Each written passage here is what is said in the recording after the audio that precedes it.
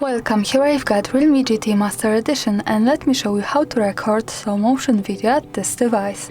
So let's start by tapping on camera button to open it, and for now we are on standard photo mode, so we have to change it by using this settings bar and just simply going to right to more. Here we get access to more modes of this camera, one of them is slow motion, so let's pick it.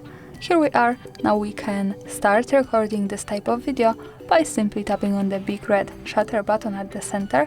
We can also move up to the center to change resolution of our slow motion. We have two options we can pick, so you can stay on whatever you need.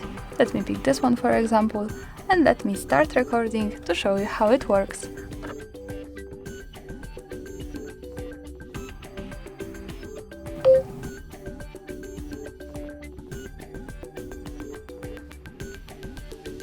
And now let's stop by tapping again on shutter button. To see the video, let's go to the left one that follows us straight to the gallery.